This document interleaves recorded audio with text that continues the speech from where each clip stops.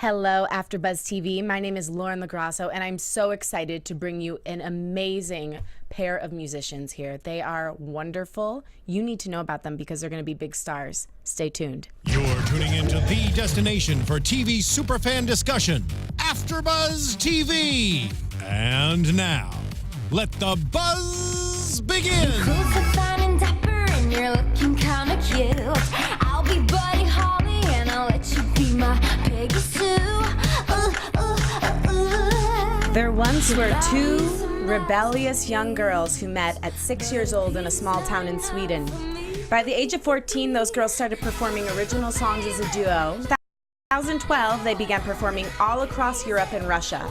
Since then, they performed at several festivals overseas, as well as Canadian Music Week, South by Southwest, and CMJ, and even added a boy to their music-making crew, turning them into a trio. They've released a series of singles including Killers in a Ghost Town, Hollywood, and Sad Girls Club. Their upcoming album, Ugly Youth, will be their first full-length release. That trio came to be known as the Magnettes. They are here now. Welcome, ladies. Thank you. Thank you. And we're down one man. We're down Thomas. Yeah. He had to go and be a father on us. Baby daddy. A responsible father. That's good, though. You know, we respect him. Yes. He's missing out on the greatest interview of his life. Oh my God. Gosh, poor Thomas. Yeah. Well, that's good because you were the originators, though, so we'll get the full story of how everything went down, and you'll tell me from A to Z and what might be beyond that. Oh, we'll tell you everything. Yes. I love it. So you first met each other when you were 6. Mm-hmm. Yes. How far into that did you start collaborating and realize that you two were kindred spirits? By the age of 11, we started a punk band called Ulla Stava. And sing about, Ulla Stova? yeah. And we sing about like not wanting to go to the disco and yeah, stuff like So that. like We have that. one song that was I don't give a shit about you. It was called, and it was basically about that, like not wanting to go to the disco and just, you know, stuff we could relate to. Right. Kind Were of. a lot of 11-year-olds at that time going to the disco? Is that a big thing for teen or preteens, I guess? Yeah. it'd be? Yeah, the Wow. middle school dances where you're like, we have actually a song about that on the record. Oh, nice. It's called Lovers/Losers, and it's kind of about that little disco vibe where you're like drenched in your mother's perfume trying to act cool, but you know you're a loser deep down inside, and you got to find another loser to hang out with. And that's what's actually cool. yeah. Yeah. Very, very nice. So do you remember how that song went at all? Oh yeah. It's Can we get a little sample? all right. Do you want to Sanna play the drums? I and love play it. guitar. Just give us a little beat. Okay. You gotta count me in. 1, 2, 3, 4, 1, 2, 3, 4. Jag skiter i dig, jag skiter i dig. Jag behöver inte dig. Jag kickar på dig, jag kickar på dig. För jag behöver inte dig. It was Swedish. It I was was gonna say, yeah, but I like it. I got the feeling, you know, there's a lot of Okay, angst cool. there. Yeah. So when did you start writing in English? And was that because you wanted to, or just because you thought it'd be applicable to more people?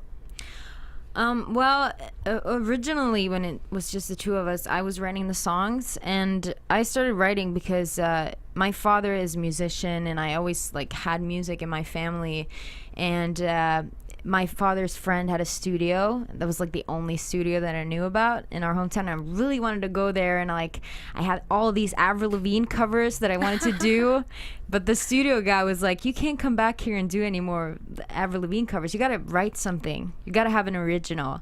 So I went home and I like, okay, I'll try. And that was just, English was just sort of the natural way to do it. But with the punk music, we listened to Swedish punk, so that was natural then. But for pop music, we've always listened to like American pop music, basically. What's the difference between Swedish punk and British punk and maybe even American punk? Like, what would you say are the through lines and what are the differences there? I think that Swedish punk sounds more rough. Yeah. Yeah, there are similarities, like, because it's all like fast paced, but I think the American ones are more like beefy in a way, like America beefy, you know. And the Swedes and the Brits are very like Dry, you know. dry and rough. Yeah. So would you say now that your music, it is pop, right? Or what would you Yeah. define it as? Pop? Yeah, well, it's We call it 21st century fuck pop. yeah, fuck pop. So why is that? Well, mainly because like, so if you say that you play pop music, that's so broad. Like, Right. there's so much to it, and like that's Ariana Grande, that's Harry Styles, that's anything, and just try to separate like, so what we do and try to make the picture a little clearer, so that describes like there's an attitude to it, and we don't sing about, you know, just falling in love or just going to the Right. club, like, or whatever. It's there's something else. Yeah, actually, I love, and too bad Thomas, or I thought his name was Tomas, but it's Thomas, isn't here because he said, we don't want to be your average singing, self-obsessed diary entries. We aim to do something bigger. However, we want to do it without moving to Stockholm, London, or LA and writing songs about beaches and being super fit. Because what's interesting about that? Yeah, exactly. It's like, and also like these self-obsessed, we always try to write from a we perspective. So it includes like a group or like people that feel the same way that we do, people that feel like outcasts or like freaks or weirdos or feel fed up with patriarchy or whatever, you know. So it's like bringing people in, and that's what we constantly do with the Magnettes, is that even in the like live shows and lyrics, everything has to be like to invite people to be a part of it. That's very important. You also say you want to reclaim the word ugly. Oh yeah. What does that mean? Well, it means that, so the word ugly has a negative tone to it. So we wanted to be like, not like saying ugly is beautiful, because beautiful is not interesting here. Ugly is interesting, like the deepest, the rawest version of yourself. That's what we find interesting and cool, and like showing that there's so many like young kids on Instagram or Twitter or whatever that's really doing like all these body positive things and like really trying to refine like whatever is considered the standard of how you're gonna look, because we're fed with all that information like on a daily basis, and it gets like, especially girls, like eating disorders, anxiety, like you see all these bloggers that go out, have a 6 a.m. flight and look perfect and tanned and their hair is right and everything is just, but is that really interesting, seeing that same thing all over? No, I don't think, I think so. like is what you talked about is like our first album that we are releasing the 30th of June. It's all about that. Like it's called The Ugly Youth. And it's like I don't know. We just want to say fuck that. This is like fuck the perfect, beautiful. We want it ugly. Yeah, there's a song on there called Ugly. Yeah. And it's about that, like, I don't want pretty, I want ugly. You know, because it's to us that's more interesting. It is. I mean, that's truthful. Yeah, You exactly. know, I think we're so inundated with these images of perfection, as you said, because it's so easy to edit now. Yeah. It's not like back in the, even with music. I love what you're telling me about my favorite song, and now I'm going to try to get it right. This is about the place you're from in Sweden, and it's called Pajala. Pajala? Pajala. Pajala. Okay. So this is one of my favorite songs yours, and I think, Steven, I did send it an email, so if you have it, please pull it up. But it's just so beautiful, and you said this will be on the album, and you did it in one take. Yes, Yeah. it's a acoustic version, and it means a lot to us because it's like we took the melody from old folk song from like I think it's a Finnish folk song. but it's like from the very popular from our hometown. Yeah. Like, So we wanted to do something special about that, and we made it ours. yeah, Right. our own version. And Yeah. you did it in one take, and that's so rare, especially in pop music. Maybe not in fuck pop music. But, No, everything's loud. but yeah, but it's so nice to hear something. First of all, your voices are like insane. I want to ask you about that, so we'll sidetrack to that in a minute. But it's so nice to hear something that isn't completely crisp and processed, and that comes from your guts. yeah, Yeah. And that song really did it for me. Thank you. Oh, you got it pulled up? Yeah, let's play a little bit of it. Mind full of heavy metal and a mouth full of lullabies. And are all these original lyrics, or are they from the folk song? They're original, and the melody of the verses is from that. So it's actually in Finnish, and it's about like, I think it's about sitting under a tree or something. It's like very chill. And what's this one about? Well, we sort of it's sort of like we started like going off of it of like a bad relationship towards like any sort of addiction. If it's a relationship, another person, or if it's alcohol, or if it's whatever, then it's like something that's really not good for you in a way, but keeps you going in. And the tango thing is like very popular, this written, so that's why we have the 1 2 3 and the dance theme to it. But we really wanted to show, because the album is a pop record, it's really like straight up electronic beats, and to put this in like the middle, just to break it down and not being afraid to show this is like folk, a folk melody, but not being afraid to show like where we're actually from, and this is like the culture that we're from. I love that. Yeah. It is so important to infuse that into your art. Yeah. And in that line that Thomas says, does that mean that you want to stay? Are you still living in Pajala? Yeah, we Yeah. do. Yeah. You do, and you intend to stay there. Yeah. Yeah. I love that. Yeah, it's like, because we travel so much. Right. So like when we get a chance to like just have a couple of days off, we want to be there. Yeah. We don't want to be in Stockholm or London or No, whatever. and when people ask us about like where we live, and we say Pajala, and they're like, "Oh shit, you're from Pajala, but where do you live now?" yeah. You're like, Yeah, home. but we live in Pajala. What?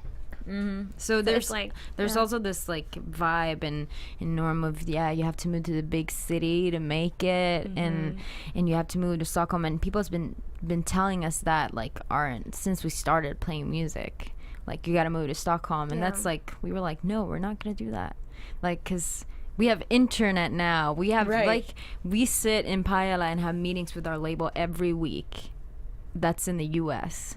Like it works. It does. Yeah, we don't have to be in Stockholm to do that. You certainly don't. I mean, No. that wouldn't make any sense. It's not like you're getting closer. No.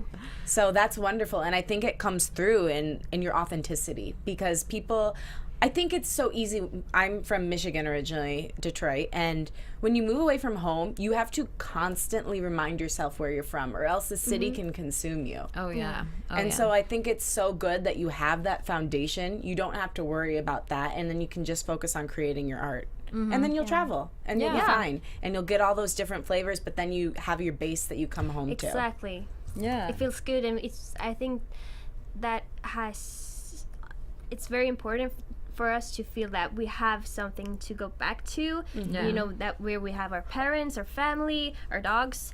You know, so that it helps us like do this like Full give force. it, Yeah. Cause give it all. There's still that thing in us that we want to go out and we want to see stuff and we want to do that, and like there's like tingling and itching in our fingers, and we just want to do stuff. So even like getting back home and for it to be completely like chill, and you know everything, you know everyone, everything's exactly the same. And then once you've had that for a couple of days, you just want to go out there again. So there's that fire is still there, and it's good to have like both sides, because we're used to being around nature, riding snowmobiles and going out in the woods and fishing. So we're like, because we're small town girls. Right. Yeah. I just rode a 4-wheeler for the first time like 2 weeks ago. Oh, nice. It was really scary, but Was it it felt like a scary? badass. I love to do that. Yeah, you did that too, like last week. Yes. Really? Where were you? At my place. In Pajala? At Pajala. Pajala? So yeah. Oh my gosh, I went up a mountain. But the good thing about doing that kind of stuff is you can't have anxiety, because all you can do is focus on what's right in front of you. Yeah. And I think it's a good lesson for life, Yeah, Yeah. definitely. being out in nature. So that's good that you go to get your inspiration from there. Speaking of being home, though, what do your parents feel about this path you've chosen, and how have they advised you? We both of us got very we're very lucky that we have parents that supports us and understands, because I would understand if they wouldn't understand, because it's a big get risk. Get a real job or get a education, or this is not a safe a safe life or so. Yeah, you don't have a solid No. I know that in 4 years I'm gonna be done with this, and then I'm gonna have this pay and this job. I'm gonna be there's no security in that kind of way. So for them to support us and go all in with us, that's just, we're so lucky. That's huge. Yeah. And your dad, you said, is a musician. So is that what he does professionally, or is it his hobby more so? Yeah, it's more of a hobby. Wow. But he has he has a band that's very popular up there. Oh, nice. And I used to be their biggest fan. And when I think I was 7, I had a cover band of my dad's band. Oh my gosh. Wait, tell me how that went down. Did you perform before him, or would you go out to... That's so cute. We actually got to do that. So we have this festival that's in Pajala, it's called, and that's the biggest thing that's happening in Pajala. Everyone is looking forward to that. That's the best thing during the year.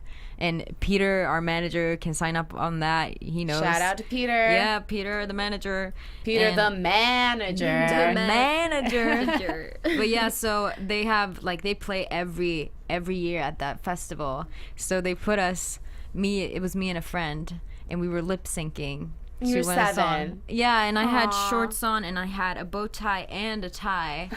And they had this song about riding a scooter in the summer, so I had 2 plastic cups that I did like this to for it to look like a scooter. It was over 1,000 people in the audience, and now when I look back on it, I was like, that. Holy wow, cow, okay, 1,000 people. Yeah. Wow. So you always had this in you from the time you were a little kid. Yeah, well, there was always this. I wanted attention. I wanted to entertain. Were you the same way?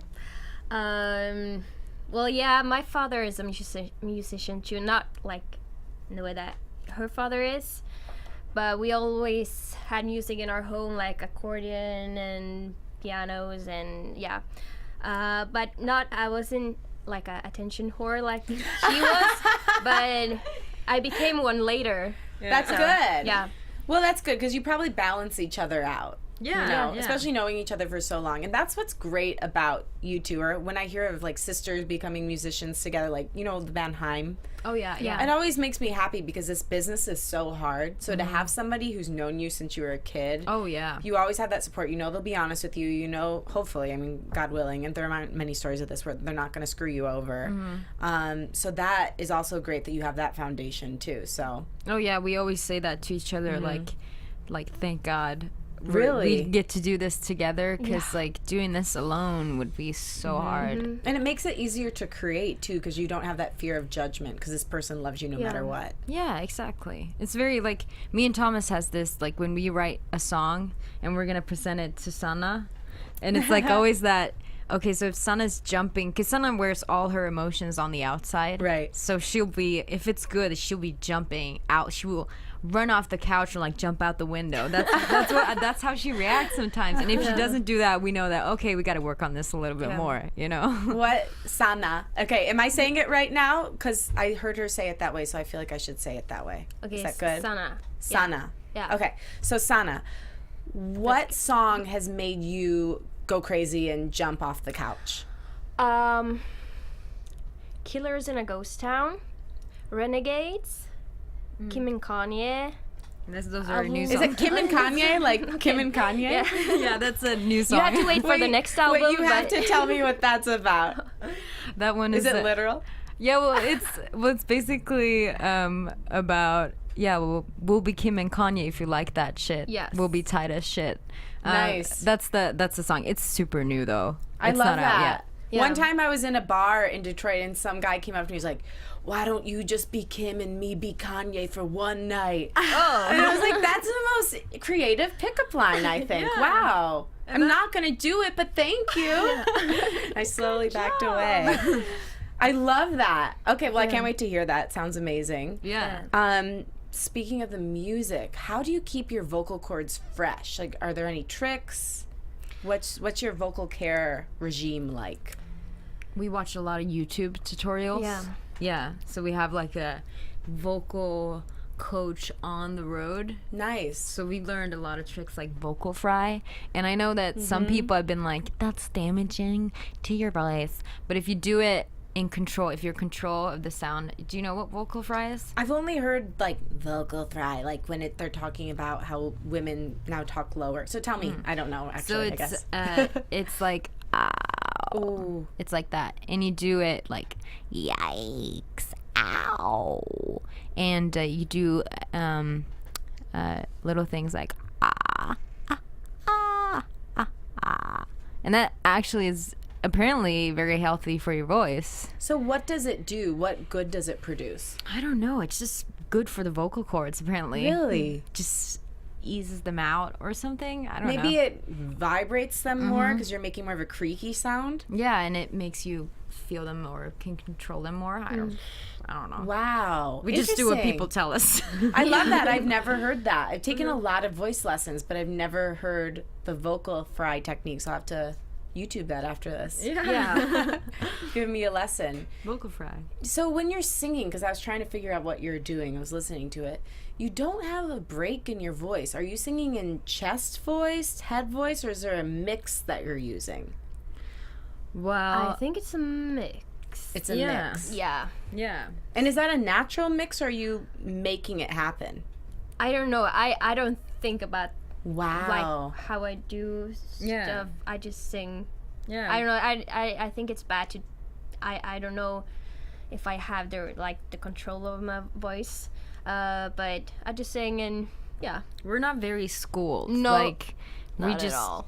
we just started playing live straight away, and then we were like, we don't need And singing I mean, we lessons. started out as a punk band. We were just screaming. Yeah. So There you go. Well, probably compared to that, this feels so simple for you, because if you're going from screaming to like singing, because the way you sing now is very connected, and I mean, you're naturally doing things that most trained singers do. Mm-hmm. So Yeah, well, I think the hardest part when it comes to singing is finding like what is your voice, and sort of like to find a way to twist it and bend it and be in control in that way, to really like get to know your voice. I think that's what took the longest right. to do, and when once you've done that, then you can do anything like with it. Yeah. And when you're writing, do you think about, okay, well, I'll sing this part and then she'll sing this part? How do you kind of figure that out when you bring the song out? Well, yeah, we think a lot about that, especially with the album. We have songs where like, so I'm usually lower, so we have like me singing the first verse an octave lower, and then Sanna sings the second verse an octave higher, because her voice is very like, it's like chimes. It's very like sultry and smooth, and sort of, it's really good when it's up there, and I have the lower part. So that's how we try to work it, and we try to not make it like, oh, we gotta sing it the same, but try to get what's best out of our voices. Our voices are different, but try to get what's best out of it and put it in the song. So That's good. And then once that happens, do you take the song and then you edit it, or like how does that work? Does it usually just work out the first pass through? It's always better when like Sanna is in the room and we write together. Like two of the songs that we wrote in Nashville that's on the record, called So Bad, that we released as a single, and Lovers/Losers. Those were two songs that we were, all three of us were in the room, and that's when you sort of can right away start dealing with that stuff. Like, how does this feel comfortable for everyone, and like how is this singing, and like it just becomes natural, you know. So that's probably, we try to get that to that point like right away, because it's just easier that way. Right. And then nothing's locked in, because it's so much harder to go back and do microsurgery once you've been singing it for a while. Yeah. That's good. And of all your lyrics, if you could pinpoint one set of lyrics, what would you be most proud of and why? You go first. Which one I'm proud of? Turpa kiinni minun haters, What does that mean? because I came up with that. Yeah. It means shut up, my haters. But turpa kiinni minun is in Finnish. Oh, so that means So- kill them? No. Oh. Shut up. Oh, okay. Because Finnish, like if I finish you, that means you're dead. Okay, yeah, no. but Yeah. in Finnish, like Finland Got it. Finnish. Oh, So, Finnish yeah. haters. Yeah. Bye, Finnish haters. No, not Finnish haters, but yeah. They will haters understand in what we were general. talking about. Right. So it's like So- shut up, my haters. Shut up, my. Yeah. Because we live 10 minutes from Finland, so Finnish and like our minority language, which is meän kieli, it's very important for us, and we have been hearing it our whole life.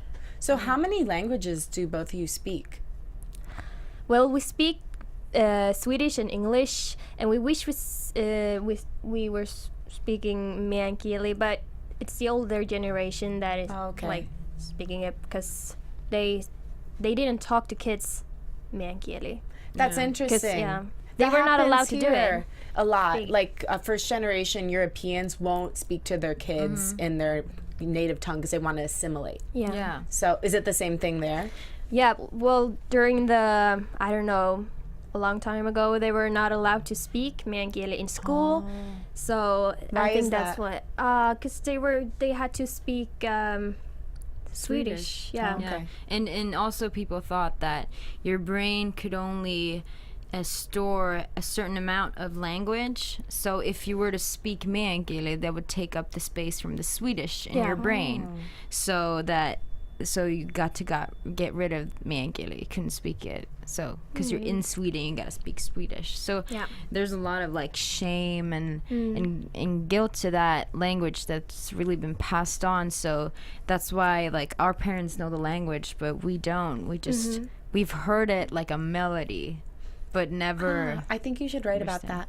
Yeah. Yeah, I think that'd be really powerful.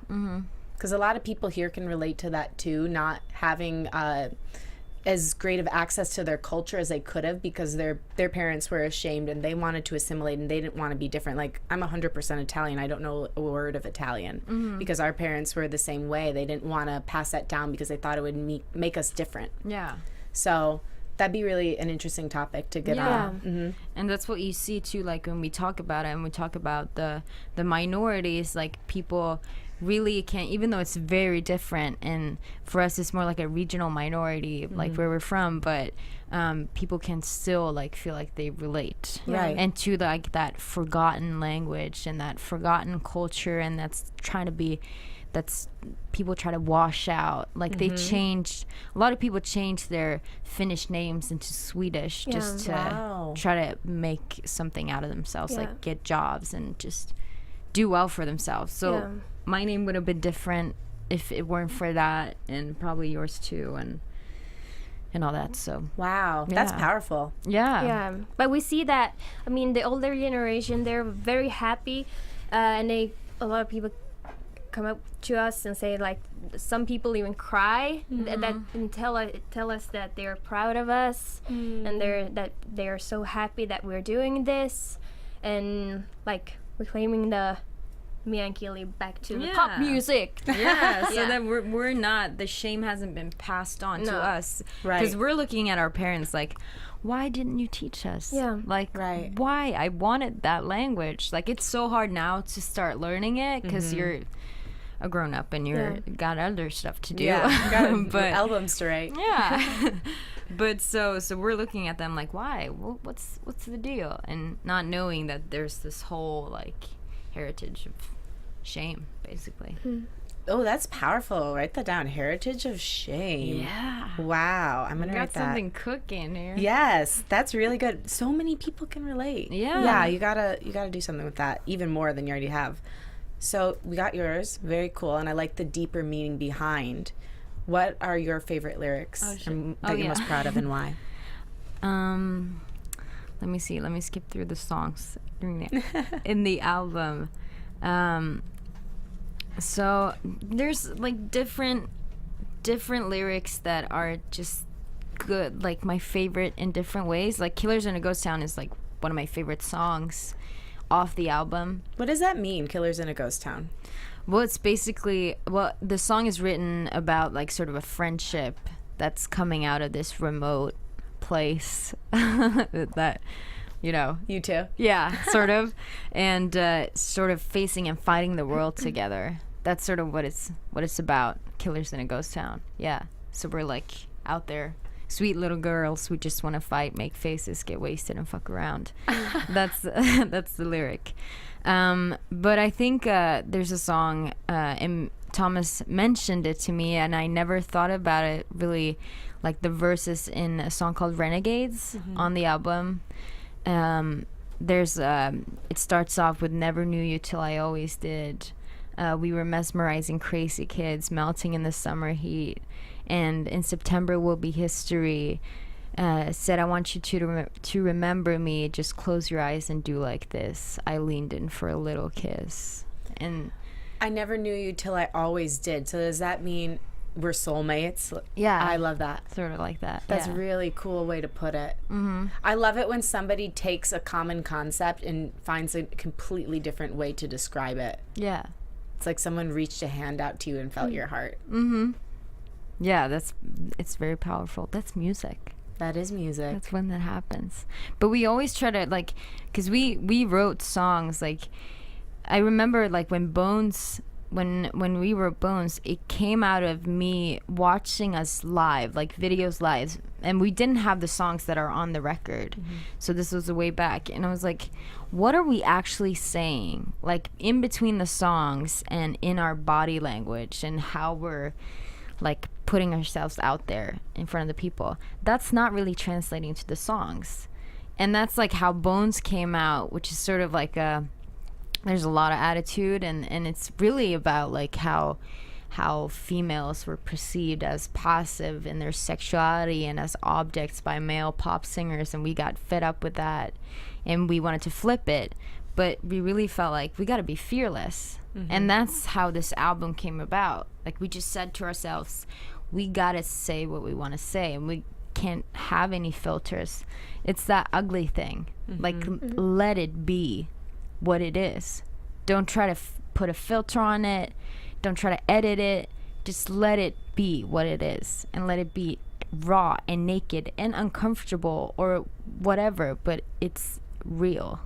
So for women who maybe even aren't pop artists, just working, trying to make a living in the world, what would be your advice to them if they are feeling like, you know, I gotta get out of this pattern I've been living because I'm playing it safe. I'm being what everyone else wants me to be. I'm not being myself. How can they take that first step toward being ugly and being themselves?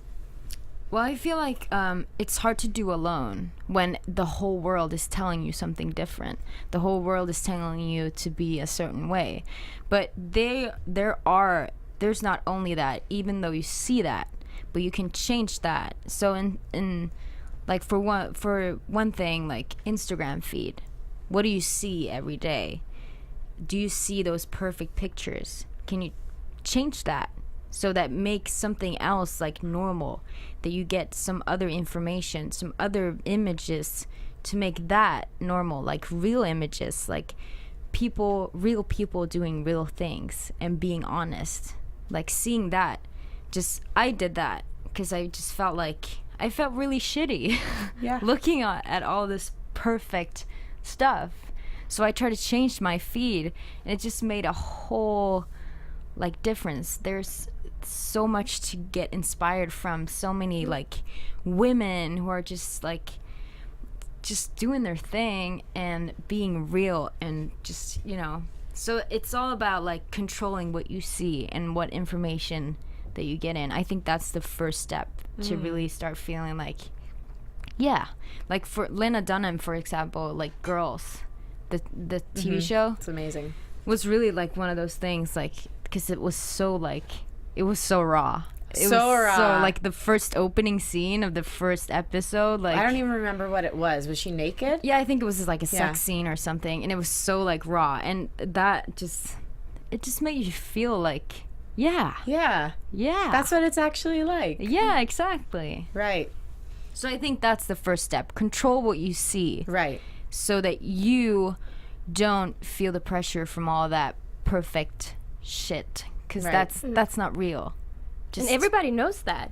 Everybody knows that. that it's a filter. Yeah. They're literally filters. Yeah. There's a great quote. It's, if you don't feed yourself, the world will feed you. Yeah, exactly. So you have to choose what to consume. It's a big thing. Take control of it. Who are some people, obviously Lena Dunham you just mentioned, but who are some people on Instagram that you follow that you think are good examples of that? There's a Swedish girl called Arvida Byström, and she's like a photographer and artist, and she does a lot of art and is really like portraying the body in not a very like filterless way. Honest. So it's very honest and not retouched or in any sort of way. And we have a whole lot of that feed with our, And also Sarah Larson, because she's very, the things she say, it's, I mean, she's only, is she 19 or something? Yeah. I don't know. I need to look her up. Do it. She's Sarah Larson. a artist. Okay. And she's so powerful. yeah, she has a very strong, she speaks Yeah. her mind, and she's not like, it's so good to see like young girls who just say it and don't give a shit. Yeah. Like Right. they just, yeah, of course I'm gonna speak out if I think this is fucked up, you know? Right. That's And- something that I don't think we were taught. I mean, I don't know. I certainly wasn't taught that. It was like, be a nice little girl. You know? Oh yeah. Be a good girl. Be a you good know? girl. Yeah. Be ladylike. Yeah, and people have told us that don't forget your girly charm. Or Really? Yeah, that was like When? Like what? 4 months ago. What were they reacting to that they said that? It was a journalist. Yeah. Because, like, now that you're 'Cause traveling we were, the like, yeah. world, don't forget about that girly little small town girl charm, you know? And we were like, That was a good reply. Yeah. Seriously. Yes. Wow. But that makes us like more wanna forget about the girly charm. Yeah. Because it's, like, such a weird thing to say. Like, so Yeah. it feels like you're gonna lock us up and not let us know about the world. Like, what the fuck is that? You should do like a music video where you're like dressed in like perfect little pink dresses and like have like, but not fun pigtails. Like you have like girly, like curly pigtails, and then you rip them out and you rip the outfits off, and then underneath it is these kind of outfits. Yeah. Yeah. And then you can send it to the journalist and say, hi. Hi. This is what happened. This is what happened. Thank you so much for the great creative idea. Yeah. Speaking of girls and like ways we can rise up and just being an artist in general, I love your song Sad Girls Club. So is that something you really associate with? And I mean, I guess tell me the meaning behind the song, because what I got from it is being an artist, like I feel like I have a default to look at the world through like a really dramatic frame of view, but I kind of like it. And so do you think that's something you need to have to be an artist? And is that what the meaning of the song is for you? Well, it sort of came out of, I just saw the name Sad Girls Club because my friends were starting a club in Gothenburg, and I was like, that really, like, is ringing, there's something ringing there. Like, there's a song that's Sad Girls Club. Like, I feel like it's happening.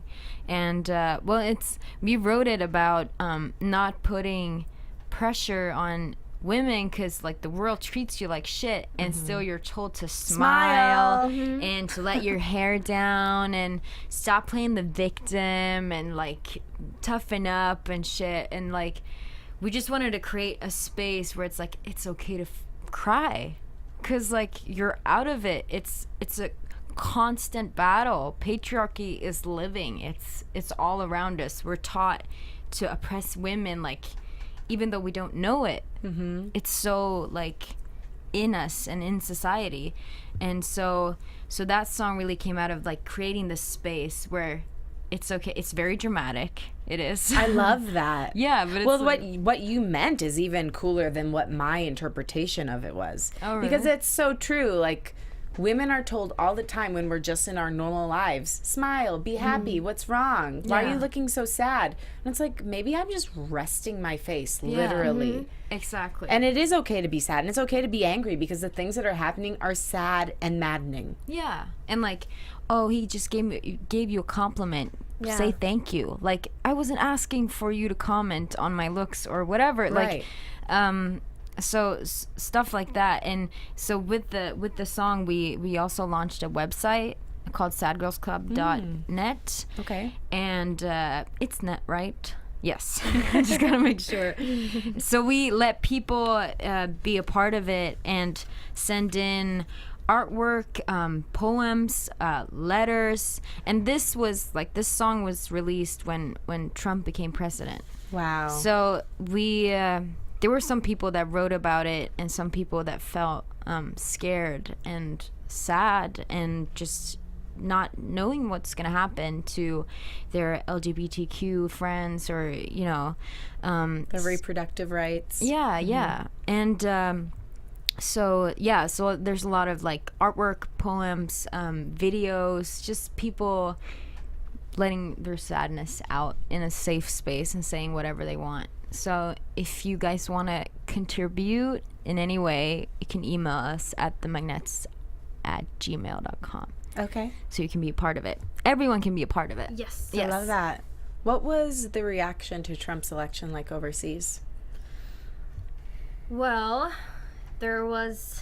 everyone was reacting on it. Like, Yeah. everybody knew about it. Everyone was talking about that.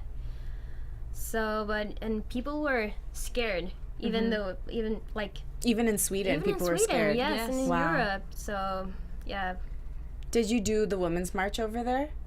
Yes. Yeah. They were in Stockholm and maybe probably in Gothenburg and like the bigger cities and stuff like that. So it was so beautiful. It Like really a was. universal thing. To see the picture, I mean, there are even women in Russia, like, they're like, we're not allowed to march here, but we brought our signs, and people risking their lives literally to stand in solidarity with us. And I think that's what we need to remember during these times is we're always more together and more supportive of each other as human beings than we ever are apart. Exactly. They try to make us think that we're not. But everybody, we're still people. Yes. You know? And I think if we can always hold on to that humanity and just see each other as people, even though our leaders might not be ideal, to say the least, the people aren't the ones to blame. Sometimes they are. I mean, half the country, less than half the country.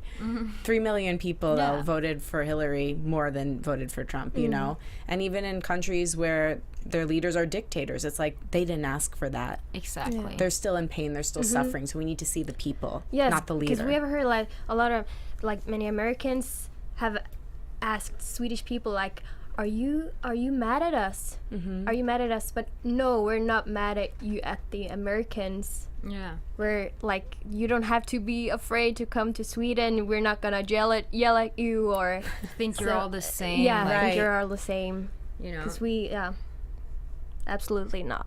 No, it's not like that. No, We know that. we know. Thank you for knowing. Yeah. We understand. We appreciate that. Really, it does. It makes a big difference because I think there are a lot of people scared right now to travel Yeah. because of what might be thought of us. You have Sad Girls Club that correlates to the political system and the patriarchy. Are there any other songs that really kind of are driven by what's going on in the world in that sort of way?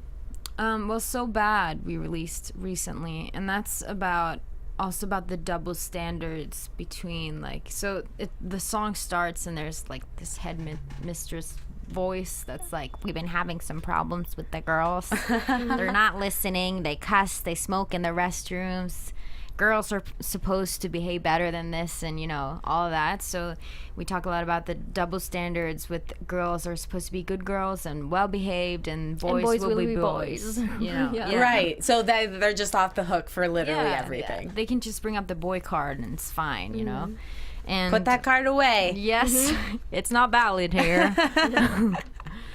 I love that. But yeah, so that song really came out of that, and really also about growing up and feeling like the role for girls was so narrow, and you felt like you couldn't fit in there because it was just this.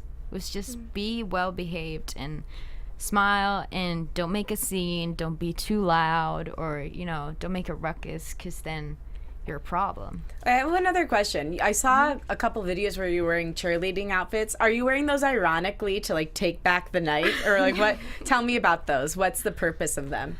Well, we are wearing them on every show, and often cheerleaders in movies are the perfect ones, and and I mean, it's connected to the Sad Girls Club, and Sad Girls Club is for everyone, even if you're like a weirdo from I don't know, and Idaho. you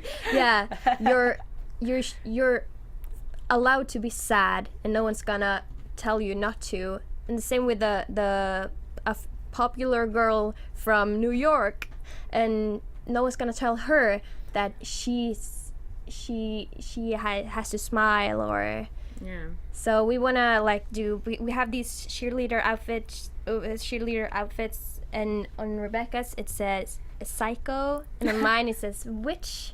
So we wanna like, it was like a mix between every girl in the world. Right. I don't know.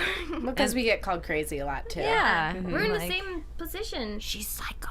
Yeah. She's a witch. She's a witch. Yeah, so, and also this record was sort of like, we created in our minds this alternate universe where like the freaks and the weirdos were the cheerleaders at That's the how school. it was at my we're high the school, jocks. Yeah. actually. Oh, really? Yeah, like all the punk girls were the cheerleaders. Oh, that Yeah. sounds so awesome. Yeah, it's true. Yeah, like the girls with the blue hair and who were goth most of the day were the cheerleaders. What? Yeah.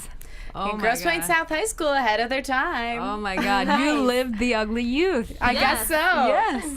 I was actually wearing boas and like sparkles in my hair, but we all coexisted. It was actually really beautiful. Oh, that's awesome. Yeah, it was. I know. I feel very lucky, and I also feel very lucky to have spent the day with you too.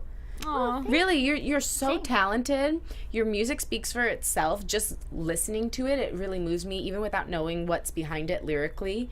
But to know that you're putting that much thought and that much heart, and that you want to change the world as much as you do with your songs, it means a lot to me, and I know it's going to mean to a lot to a lot of people. Oh, thank you so much. You're so welcome. It was so great to be here. Oh, Yeah. it's great to have you, and there needs to be more pop music, and by that I mean just top 40. Fuck pop music. There needs to be more top 40 music that aims to make a difference and that aims to bring the truth. Yeah. And that isn't perfect. Yeah. But it's perfect because it's not. We should make each other feel good about ourselves. Yes. And no matter what we are or how we are, just make each other feel good about ourselves. And that say that you are enough. Yes. Yeah. Include people, not exclude. Exactly. A radically inclusive culture is what we should aim for. Yes. And your album is out on the 30th of June. Yes. And is it going to be everywhere music is sold, all the different platforms, streaming as well? Yes. But we want to do iTunes. iTunes, Spotify, iTunes, Spotify, Apple Music. Apple Music. Okay, we're open. Yeah. Anything is good. Anywhere, baby. And is the whole album dropping that day, or is it a single? The whole It's a whole album. The whole yeah. album. Okay, cool. Oh my gosh, so much to look forward to. I can't wait to listen. You guys, the magnets, right? Yes. Yeah. You are beautiful people. Thank you for being here. And follow them on Instagram, Twitter, and the like. Are you on Facebook as well? Yes. All right, get them there. Also, you got to check out their website. It's sadgirlsclub.net. If you want to share in your sadness, it's okay to be sad. It's okay to be angry. And my name is Lauren LoGrasso. I'm often sad and angry and happy and inspired all at once. Crazy, psycho, witch. You can find me on Instagram, Twitter, and Facebook at Lauren LoGrasso. Thank you again for being with me. You're lovely people. We're going to go out on one of your new songs. And I also have a music show coming up on the 7th of July. It's a Friday at Bar 20, 8 p.m. It's free. Come on down. And you have a live show coming up? Yeah, we're going to So Far. So Far Sounds? Tonight? Yeah. Oh my! But you can't In get Los Angeles. tickets to that, right? It's already everybody's spoken for, right? It's yeah. full. Oh my God, that's so cool. I'm jealous of the people who get to listen to you. Whatever. But San Francisco tomorrow. San Francisco. DNA Lounge. Yeah, and Okay. Milwaukee.